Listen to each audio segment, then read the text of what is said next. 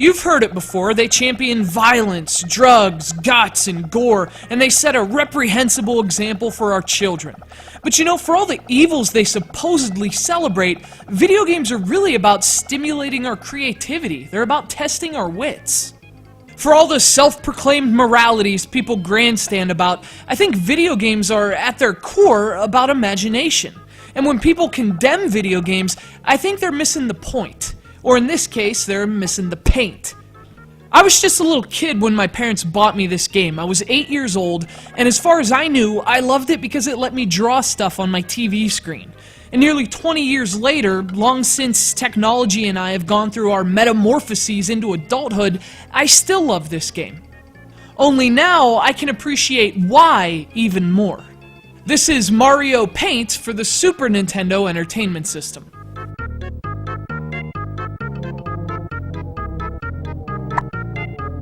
In an era in which painting applications of comparable depth are available for freaking cell phones, it's easy to disregard 1992's Mario Paint as a primitive game well past its expiration date of usefulness. After all, at first glance, the game looks like some old version of Microsoft Paint, some outdated creativity application with a restrictive set of outdated features. But you know, it's hard to restrict creativity. And though its features may seem thin by today's standards, Mario Paint still feels like that blank canvas of endless possibility that it was in 1992.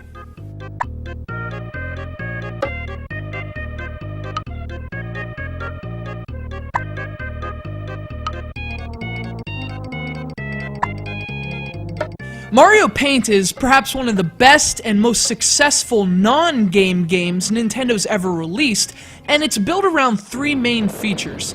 There's a painting application, an animation tool, and perhaps the most enduring of the game's features, a fantastic music composer. But before we talk about what you can create in this game, it's important to mention how you create.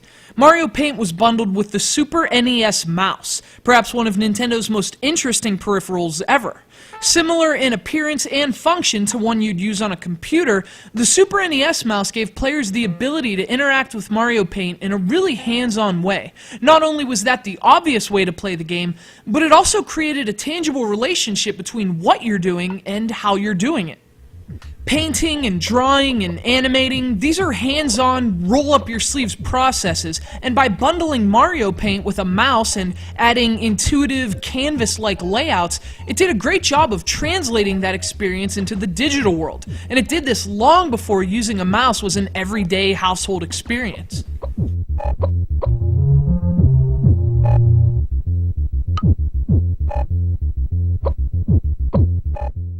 Of course, the game is called Mario Paint, so when discussing its features, the painting application is probably the best place to start. Now, using 40 colors and 60 textures and patterns, Mario Paint allows you to draw just about anything conceivably possible with a mouse.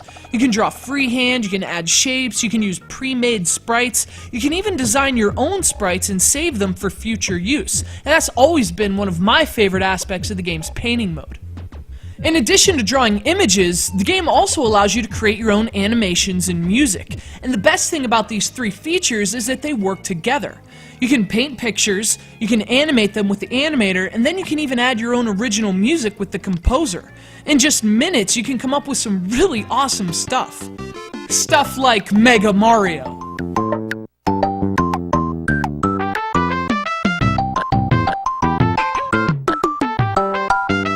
As I mentioned though, perhaps the game's most enduring feature is its music creator. And if you don't believe me, a Google search for Mario Paint music ought to convince you.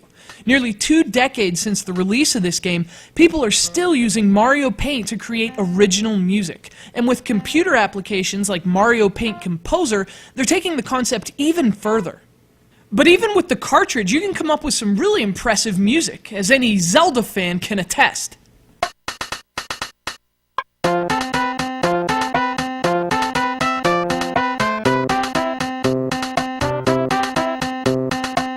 Of course, the obvious drawback with Mario Paint has been made even clearer thanks to our current fascination with sharing via technology. You just can't do much with your art once it's finished. Now, the game does allow you to record what you've done onto a VHS tape, but even in 1992, that was a cumbersome solution to an unfortunate problem. And today, I mean, some of you probably don't even know what a VHS is. But you know, I've always believed that fun knows no technical boundaries, and even today, that's what this game is. It's fun. When we were kids, my cousin once told me this game could have kept her entertained for hours, and even among today's Photoshops and GIMPs and app stores, Mario Paint is a remarkably vibrant outlet for creative expression. And if you ask me, that's what a good video game is all about.